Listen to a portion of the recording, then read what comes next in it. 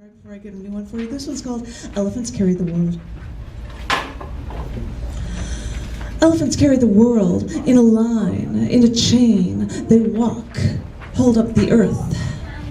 And I remember sitting in the passenger seat with you driving down the road, and two elephants started walking down the street right in front of us.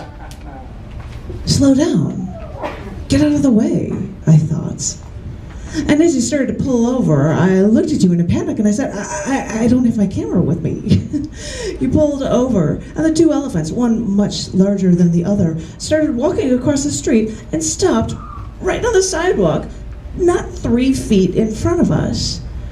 So both of us sat there in shock and in awe until I watched a man from a building across the street come running toward us, slowing down and stopping at a ledge between us and the elephants. He placed some hand-wrapped candies on the ledge and said to the elephants, "I thought you might like these." And then he started to slowly back away. And all I could think was, how are they supposed to open candies wrapped in plastic like this? They don't have opposable thumbs. When you heard my thoughts, you said, "Elephants are highly intelligent creatures." And I thought, they carry the world, you know. As I then looked over and saw the two elephants get on large bicycles and start to ride away. I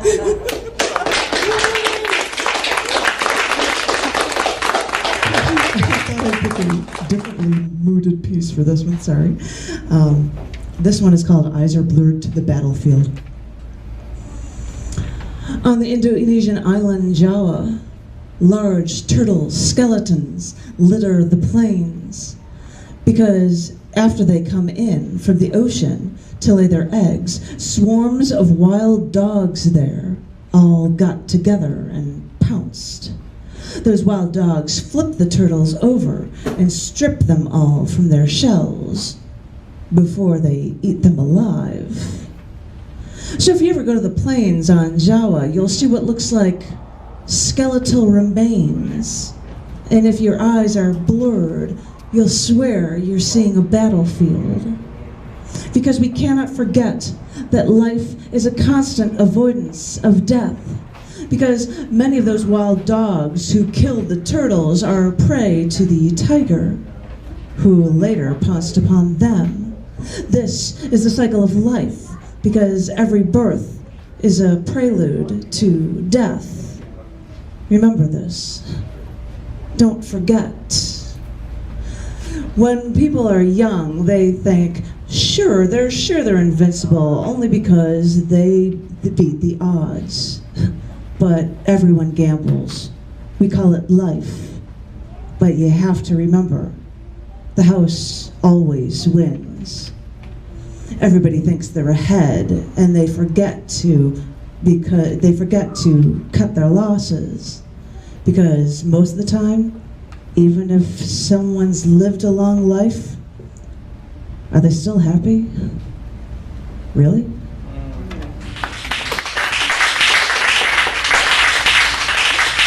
It's difficult when you have, a book called Stabbity, Stabbity, Stab, Stab, Stab, because you have all death poems, so it's like, well, I do have that side of me. Well, because if you're going to write as a poet, you're like, oh, I'm going to write about happiness and sunshine. That's not how it works.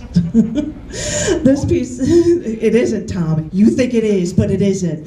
Well, you just live in your happy flow. It's like Mr. I'm on LSD all the time over here is Mr. Happy Factory. I don't think that's a real thing. I really don't. It's hard to be. That's your nightmare. I guess I'm just too busy thinking about the nightmare. Sorry, that's my thing. This is called Your Imaginary Soul Weighs 21 grams.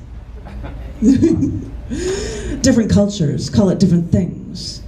Your spirits, your soul. I know we creatively believe there's something special we possess, but this elusive imaginary creature that lives within us causes so much debate. Does it even exist? Is the soul real?